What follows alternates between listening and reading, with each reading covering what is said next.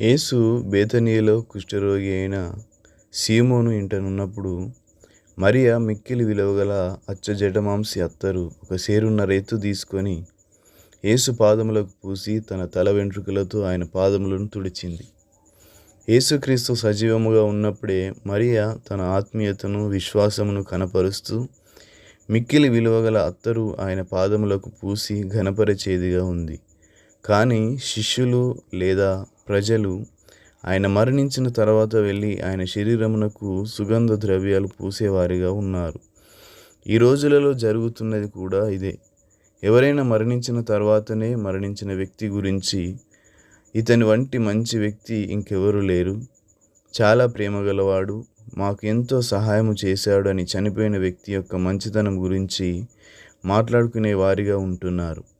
ఒక ఊరిలో ఒక పాస్టర్ గారు ప్రభువునందు నిద్రించారు.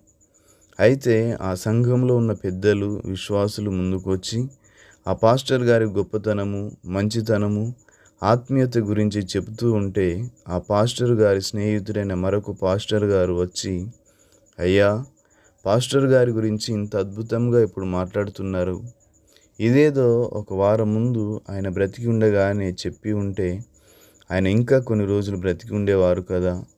మీరు చెప్తున్న ఆదరణతో కూడిన ప్రోత్సహించే ఈ మాటలు, అతని కష్టము, ప్రయాస, కన్నీరు, ప్రార్థనా జీవితము గూర్చిన మంచి మాటలు, ఇవన్నీ ఆయన సజీవంగా ఉన్నప్పుడే చెప్పి ఉంటే ఆయన తప్పక మరికొన్ని రోజులు జీవించి ఉండేవారు అని చెప్పాడు.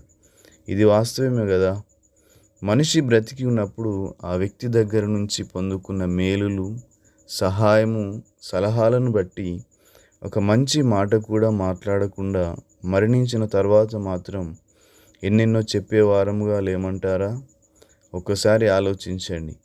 మరియ ఓ అద్భుతమైన ఆత్మీయురాలు.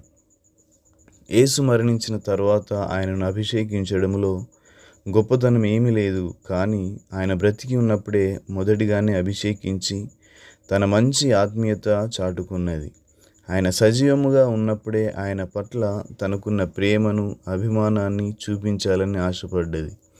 నీవు ఎవరికైనా ఒక మంచి సలహా ఇవ్వదలిచినా, ఎవరి భుజమైన తట్టి ప్రోత్సహించదలిచినా, ఎవరికైనా కృతజ్ఞత చెప్పదలిచినా, ఎవరికైనా సహాయం చేయదలిచినా సజీవముగా ఉన్నప్పుడే చేయాలని మనవి.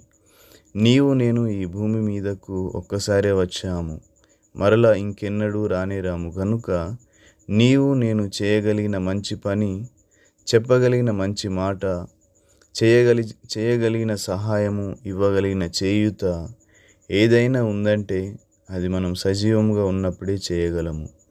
వాటిని చేయడానికి ఇదే మంచి తరుణము, ఇదే మంచి సమయము.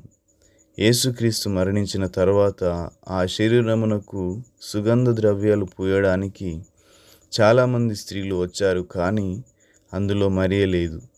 కారణం, తాను చేయదలిచినది ముందుగానే విశ్వాసముతో చేసింది. ఇది మరియ కనపరిచిన అద్భుతమైన ఆత్మీయత. Thank you. God bless you.